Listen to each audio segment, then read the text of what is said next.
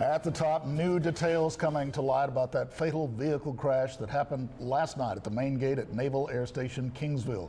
And good evening, everyone. I'm Joe Gaze. And I'm Kathy Uriarte. Thanks for joining us. 6 people died in that accident, while 9 others were taken to the hospital with injuries. And Kingsville police were chasing a pickup truck that was allegedly transporting undocumented immigrants when the truck approached the main entry point to the Naval Air Station. And that's where our Mike DeSilva picks up the story. Mike?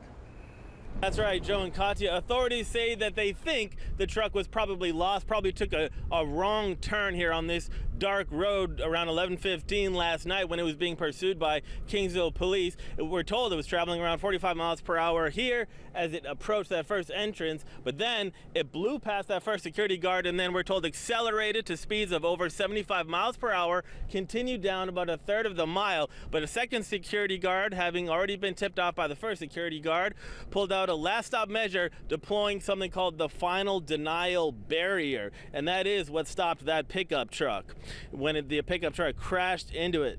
Now, the scene wasn't cleared until 7:30 this morning. There were 15 people inside that pickup truck. 10, we're told, were crammed inside the crew cab, and 5 were in the bed of the truck. Now, Commanding Officer Mark McLaughlin says the guards here have a responsibility to protect the government assets on the base. McLaughlin says you have to have permission to enter the base, and last night was no exception. He says there are protocols in place and the security officers followed their training last night.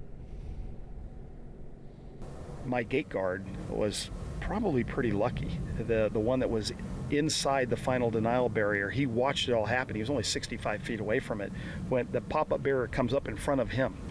If that barricade did not go up, he would have probably been impacted by the vehicle. And the commanding officer says he probably would have been killed. Now, as for that barrier, it's anchored deeply in the ground, some 30 feet in the ground, and it pops out of the ground in 2 seconds, we're told. It is a huge cable steel mesh network. It's designed to stop tractor trailer rigs and 80 to 100,000 pound vehicles, pretty much anything. There are lights that alert approaching vehicles like a railroad station, but officials say the truck never attempted to stop. And we're told that the victims are from Guatemala and Honduras. No one here at the base and no law enforcement was injured. Joe and Katya? All right, still just a tragic scene out there last night. Thanks very much, Mike, for the update live.